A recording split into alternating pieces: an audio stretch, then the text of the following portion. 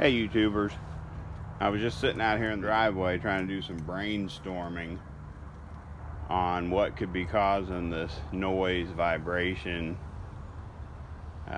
general destruction and dismay that's coming out of it when I was trying to drive it. Several people had mentioned that they felt like it could be anything from the crankshaft of the engine, main bearings, pilot bushing bearing, drive shaft, you know. I mean, at this point I would believe it could be the windows in the car.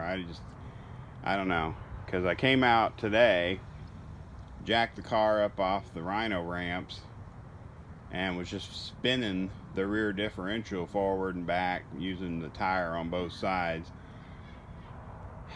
I can't feel or hear anything abnormal, like with the car at that state. Okay, keep in mind there's no weight on the differential, the tires are off the ground.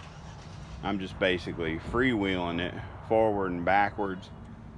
The only thing I can hear is the brake pads slightly touching the rotors, if that makes any sense. I don't feel any great resistance. It's not easy to turn, you know what I mean? I don't know if that's just a byproduct of the, having the disc brakes. I mean, it spins. Really, the only thing you can hear is the brakes just barely touching the rotors. It's the same resistance forward or backwards. It doesn't get hard and have any bad spots or anything like that. I don't know. Now, I mean, it's totally possible, and I'm willing to admit, maybe I didn't fully get a good crush on that pinion, that brand new pinion bearing I put in. I know it was fully seated on the pinion, but maybe when I did my adjustment, maybe I tightened it too much. Maybe I didn't tighten it enough. Maybe once you put a load on the differential itself, there's a little bit of a, for lack of a better word, we could say like a crush or a break-in, wear-in period of that new pinion bearing. You know, I'm not an expert on it. I've only messed with this a couple times. On Ford 8-inch and Ford 9-inch rear ends, and now, this thing, this 8.8, I don't know what to think. I don't know what to expect. I just know that there's a definite problem somewhere in the drivetrain that I've got to figure out, and what I was told was that if there was a problem with one of my outer axle bearings, I might be able to feel it or hear it if I rotated the tires or rotated the rear end with it off the ground. But I truly don't hear or feel any weirdness. There's no debauchery going on that I can tell, but that doesn't necessarily mean they're okay. It's not overly expensive. It probably cost me around $40 or $50 to get the I think they're made by Felpro. They're replacement outer axle bearing assemblies, a new outer axle bearing and seal assembly that you can install in these rear ends that A, will replace that outer axle bearing, and B, will replace the seal and relocate it on a different portion of your axle shaft. So in an instance where you would have an excessive wear issue on your axle shaft and your seal was leaking, would eliminate that leak, because it would basically move your seal to a fresh part of the axle. So, I'm probably going to go ahead and replace those, just eliminate those from the possibility. I think I put in the comments, and I know I've talked to people online and through text messages, literally the only thing that hasn't been touched or replaced are those outer axle bearings, the front U-joint, and the pilot bushing slash bearing, because it's got a roller pilot bearing in it right now. Everything else would have been at least touched or completely replaced, you know, because when I worked on the differential, I replaced all the carrier bearings, the entire carrier itself, the pinion bearing, all that stuff was replaced.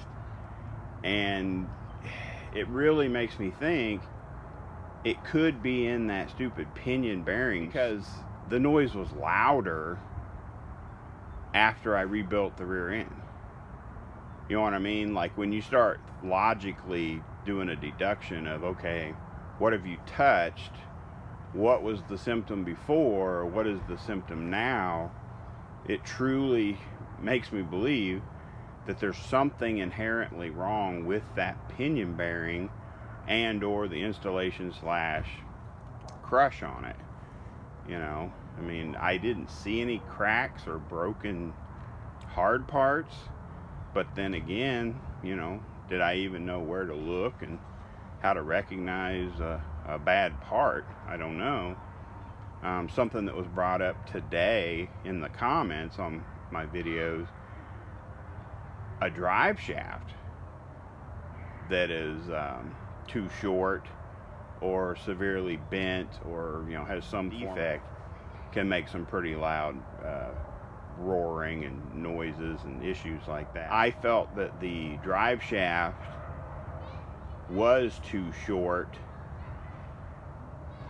after the 8.8 installation. I hope that translates in what I'm trying to say. With the 7.5 10 bolt in there, I believe the drive shaft was barely long enough where it was within an inch, 3/4 of an inch to an inch from the yoke, and then you could pull it back from seated into the transmission and bolt it on.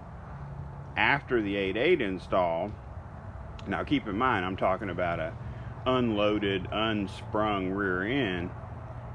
That rear end, or you can literally put the yoke in the back of the transmission, completely seat it where it stops on the output shaft, and I would just estimate, because, you know, when you're working, when you can't use two hands to hold something and then measure it, I'm gonna say it's a good 1.5 inches from the back of that companion flange to the mounting surface on that round, I guess it would be a pinion flange, where it bolts together. I would say there's at least, I would say a good 1.5 inches if I had to guess, where it comes back. I mean, it still feels like the yoke is fairly engaged on the output shaft, because I did go up there and try to wiggle it and move it around, and it's not like it's just sitting there wobbling up and down, but it's definitely not optimum. So, you know, that's something I'm going to look into, is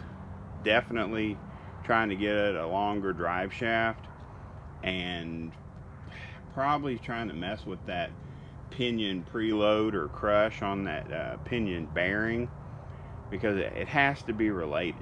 Like, since I'm not finding any obvious issues inside the T5, it has to be in that drive line, being the drive shaft or the pinion.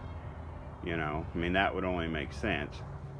So I was just out here trying to get something brainstormed and kind of checking a few things before it got too dark, because, you know, it's that time of year, that sucky part of the year where it gets dark really early. So that's where I'm at on that. I have ordered some of my parts for my T5 rebuild. Realized that I'm gonna have to order some more parts, because apparently I didn't realize there are 3 sets of shift keys in a T5 transmission.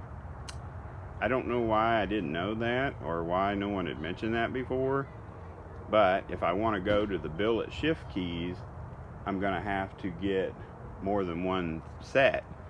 And it's been brought to my attention that each set of shift keys may not be the same size. Like, you've got a 1, 2 shift keys, 3, 4 shift keys, and your 5th gear cluster shift keys.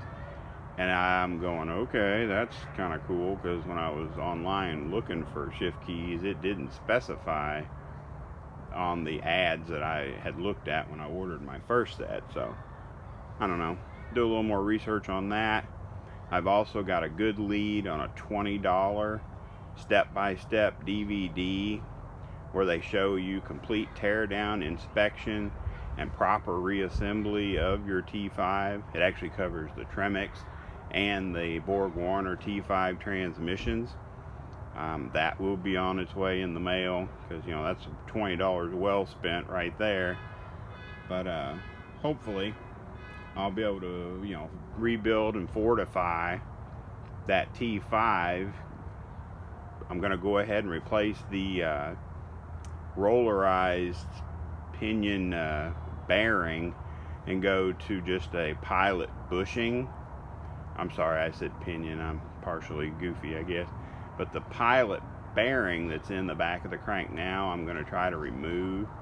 And because what I did was online on the YouTube videos from Alaska, which I learned a lot of bad habits from that video. They had you take just an LS2 style pilot bearing and install it in the back of the crank, but leave about 200 thousandths of it hanging out of the crank to help support the manual transmission input shaft. Well, I've come to realize that that's not actually a good idea, and after seeing the wear pattern, or where that was wearing on that shaft, I'm not going to do that anymore, because I found out Speedway Motors sells a plus 250 thousandths bronze pilot bushing that you can fully seat into the back of the crank, and it extends out towards the transmission 1/4 of an inch to give you more stability on your input shaft without improper installation. So that'll also be going in. So hopefully between fixing that, making sure the transmission's 100% up to spec with the upgraded parts, possibly getting a new drive shaft, and working on that stupid pinion crush, surely that's gonna fix it. You know what I mean? Like, I'm at the point now where I just want this thing back on the road. And when you fix something and it doesn't fix it, it literally is like beating your head up against a brick wall, because you get to the point where, you know, you've worked on, fixed, or touched everything you thought could be making or causing the noise or giving you fits, and it's still making the noise. So anyway, that's cars, I guess. You know what they say, cars will test your patience and drain your wallet. So anyway, that's where I'm at on the old S10 Blazer. The motor still fires right up, sounds good, holds good oil pressure, because someone had mentioned maybe it was a problem with the crankshaft or the main bearings in the engine. I'm not really believing that could be a problem, because the motor sounds great and the oil pressure is good. So anyway, appreciate you guys watching with this thing, and maybe get some feedback from you guys on other areas I could check. So appreciate you guys watching.